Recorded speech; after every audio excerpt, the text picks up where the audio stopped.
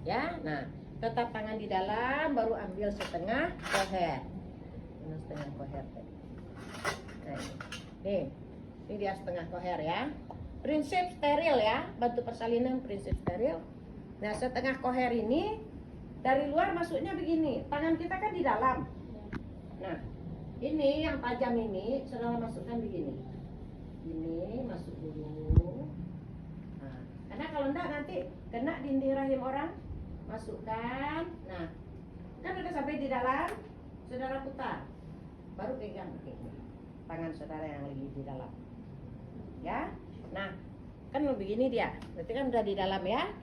Saudara gini kan, lindungi. Nanti pas ketuban pecah tuh muncrat dia nih. Ya. Nah, saudara gini, saudara toreh 1 cm. Toreh aja 1 cm. Hati-hati kena kepala bayi. Ya.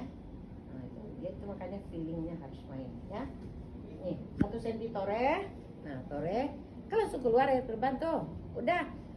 Kan begini tadi. Nah, saudara mengeluarkan, gini kan lagi. Balikkan lagi. Baru keluarkan. Ya.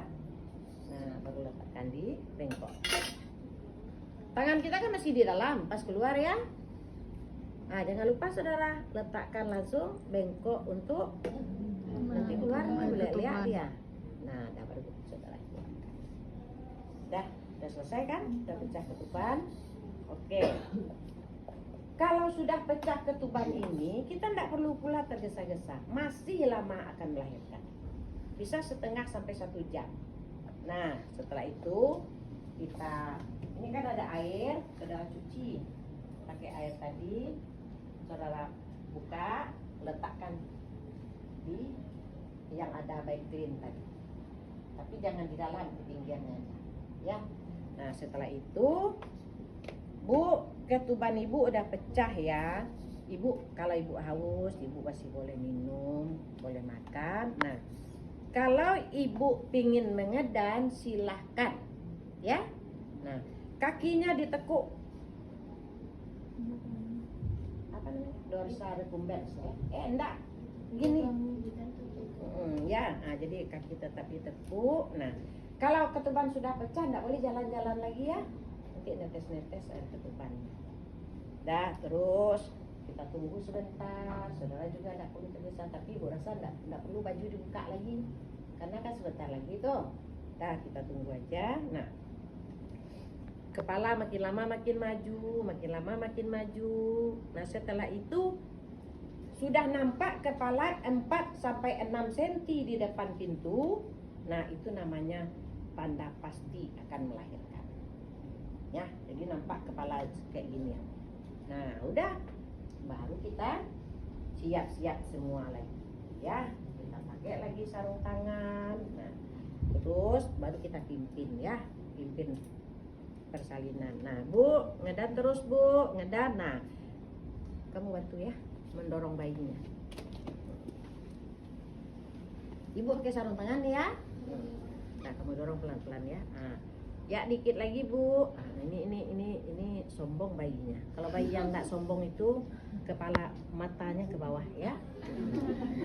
Kalau bayi yang sombong dia nelentang lahirnya, susah lahirnya. Jadi yang paling bagus kayak gitu. Jadi kepalanya di bawah ya. Nah, ini kita ambilkan kasa 1. Karena kan kepalanya licin tuh. Ya kan?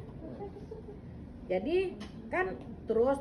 Nah, ini kita tahan ya. Ini namanya perineum. Ini yang tidak boleh robek.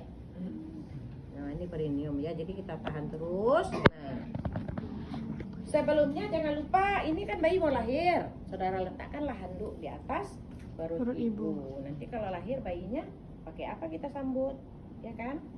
Nah, ini. Kita letakkan di atas perut ibu. Ibu ngedam terus ya Bu. Nah, kita bisa siap-siap aja. Nah, ada spek kan?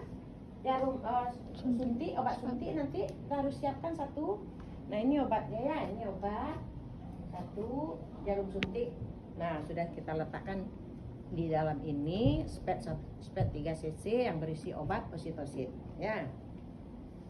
Terus Bu. Nah, ini kan ada apa nih? Apa namanya nih? underpad ini, yang ini.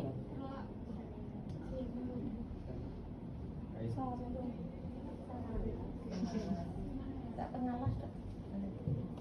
Apa itu namanya? Ini kain ini ya. Nah, kain ini gunanya untuk membantu nih.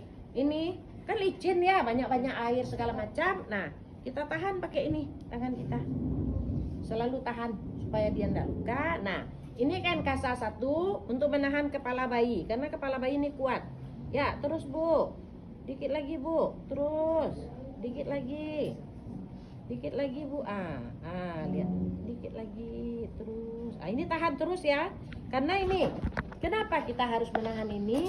Karena bayi itu kan lahirnya ekstensi. Jadi ini bisa dirobeknya kalau terlalu kuat. Kalau ini dirobek susah kita menjahit karena di sini ada banyak pembuluh darah ya. Jadi makanya tahan terus supaya jangan meregang seperti itu. Nah, terus. Yuk terus. Terus. Stop. Nah, jadi pas sampai kepala lahir, Bu berhenti mengedan Bu. Nah, larang ibunya mengedan. Nah, ini kan sini nah ini kan kotor. Nah, kita bersihkan dulu. Kita ambil kain kasa, bersihkan matanya, bersihkan hidungnya, bersihkan mulutnya, ya. Kemudian baru kita bersihkan semua. Boleh pakai ini kan bersih ya. Pengalas ini bersihkan dulu mukanya. Karena jangan-jangan pas lahir kepalanya ini langsung napas dia. Kalau langsung napas dia nanti kan masih ada cairan-cairan ketuban itu tertelan sama dia. Nah, kasihan kita. Makanya cepat bersihkan mukanya dulu ya. Nah, setelah itu jangan lupa saudara periksa ada lilitan tali pusat atau enggak. Ya kok tercaki ya pas kita tarik nih. Nah, enggak ada lilitan tali pusat. Tapi kalau sempat ada lilitan tali pusat, saudara langsung klem di sini, potong langsung. Kalau ada ya. Tapi itu kan jarang-jarang ya, tapi ada. Nah, sekarang enggak ada, udah. Terus, nah, kepala ini kalau sudah lahir, dia akan berputar sendiri searah punggungnya. Jadi dia berputar sendiri. Nah, di mana punggungnya dia berputar ke situ sendiri. Jangan kita paksa. Itu salah putar kita. Nah, dia berputar sendiri. Udah berputar begitu. Nah, baru kita sambut, ya, kita sambut. Nah, kita sambut ini, nih. Tangan kita namanya ini biparietal. Di atas telinga ibu bayi. Nah, terus kita tarik ke bawah untuk mengeluarkan bahu nih. Dia bahu ini, apalagi laki-laki ini bahunya besar. Nah, tarik ke atas. Kemudian tarik. Nah, ini kita pindah, ini tangan kita pindah ke leher, baru kita susut. Dah. Langsung sini ya.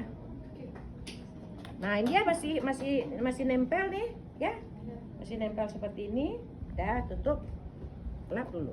Nah, pas waktu lahir ini, saudara jangan lupa periksa Apgar-Score. Ya, nanti di keperawatan anak itu ada Apgar-Score. Apgar-Score itu maksudnya 1 menit pertama usia bayi, apa yang akan terjadi. Apgar-Score itu ada 5, napasnya, kulitnya, jantungnya, refleksnya, tonus ototnya. Jadi 5 itu harus saudara periksa segera. Nah, setelah bagus, ini kan tali pusat belum kita klem nih. Nah, ya, saudara periksa dulu. Ada enggak janin kedua di dalamnya? Ya, jangan lupa. Mana tahu ada kembaran nanti. Kalau enggak ada ya. Kalau enggak ada, baru kita klem. Kita klem tali pusat ya. Kita klem. Satu lagi kita klem di sini ya. Satu lagi klem di sini. Nah, kita potong.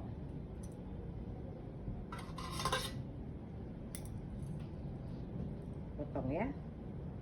Nah, potong. Jangan lupa nih. Nah, kita potong. Jangan lupa klem kita ya. Klem kita taruh sini. Nah, ini masih pakai klem. Nah, ini dia pindah ke sini ya. Kan klemnya ini sebenarnya di bayi. Kalau enggak kan perdarahan bayi ya. Jadi klemnya ini di bayi, harusnya kita enggak ada klem satu lagi ya. Jadi ini terklem, atau kalau enggak boleh diikat pakai tali benang jagung. kalau enggak ada klem. Oke, udah. Nah, tutup. Jangan lupa kita suntik pakai oksitosin. Suntik ibunya tadi ya, di paha saja. Karena ibu kan belum boleh miring-miring. Suntik di paha pakai kapas alkohol. Jangan lupa pakai kapas alkohol ya. Suntik. Dah. Nah, ini satu ya. Berarti kalau sudah seperti ini, nah, ini kotor, ini masuk ke tempat yang kotor. Kemudian kita lilit bayinya seperti ini. Nah, jangan lupa saudara, setelah potong tali pusat, periksa sekali lagi Apgar-Score. Apgar-Score kita periksa 2 kali. Nah, baru kita kasih ke ibunya. IMD, inisiasi menyusui dini. Ya, jadi biarkan bayinya mencari puting susu ibu sendiri. Letakkan aja bayinya di dada ibunya. Setelah itu, nah, ini lagi ya. Selesai kala 2. Itu kala 2 tadi itu, ya. Kala 2, kala pengeluaran janin. Kita masuk kala 3. Kala 3 ini berbahaya ya. Kalau tidak keluar lebih dari 15 menit plasenta ini, pasien perdarahan. Nah, jadi batas maksimal harus keluar 15 menit. Nah, itu gunanya tadi kita menyuntik oksitosin. Supaya apa? Supaya merangsang lepasnya plasenta dari rahim. Ya. Nah, apa tanda-tanda plasenta sudah lepas? Yang pertama, tiba-tiba keluar darah sekonyong-konyong. Kata darah nyembur. Tapi berhenti. Nah, itu salah satu tanda bahwa kemungkinan plasenta sudah lepas. Atau tali pusatnya ini tambah panjang saja. Tambah panjang aja dia, menjulur dia keluar ya. Itu kemungkinan sudah lepas juga. Atau pada perut bayi perut ibu ini mengeras lagi. Kayak kontraksi lagi ya. Nah, itu 3 tanda-tanda plasenta sudah lepas. Baru kita boleh menarik plasenta ya. Nah, menariknya gini caranya ya, biar kuat karena ini keras nih. Gini pegangnya ya. Nggak boleh begini. Kalau begini pegangnya tidak akan tertarik sama kita, ya. Jadi pegangnya harus di sini. Tangan kita tahan supaya rahim jangan tertarik keluar. Namanya dorsokranial. Jadi posisi tangan yang kiri kita dorsokranial. Nah, kita tarik pelan-pelan.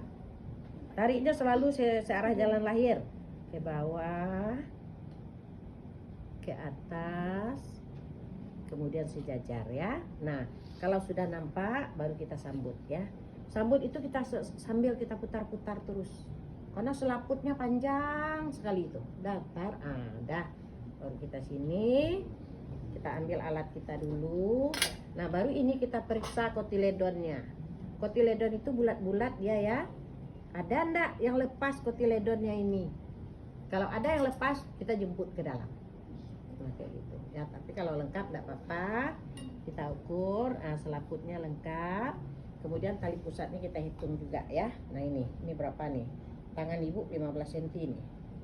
15, yang normalnya adalah 40 cm tali pusat ya. Oke. Nah, ini kasih ke sini. Dah. Setelah itu baru kita periksa apakah ada robekan. Kan curiga kita tadi nak. Nah, ada robekan enggak? Kita periksa pakai kain kasa ya. Kasa jangan pakai betadin, enggak nampak berdarahnya. Kita periksa di dalam. Nah, periksa sampai ke atas. Ada enggak? Nah, berarti enggak ada. Berarti aman. Ya, udah.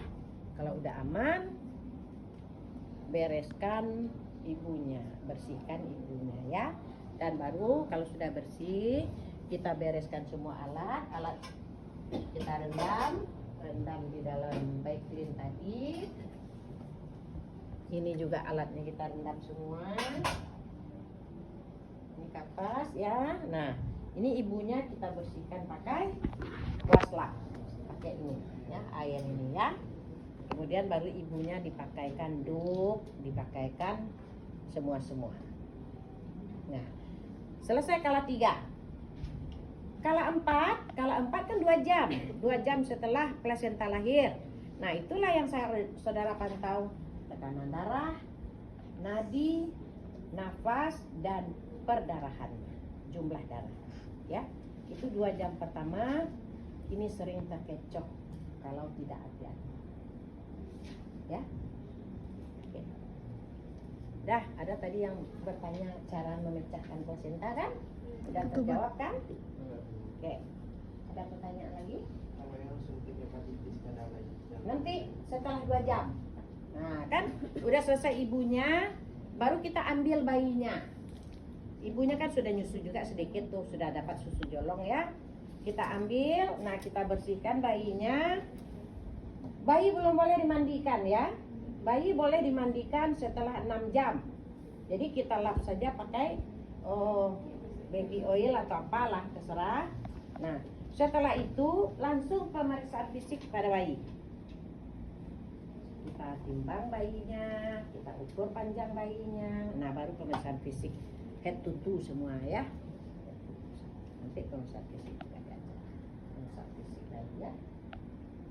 Nah, berarti ibu tidak pakai kateter karena apa?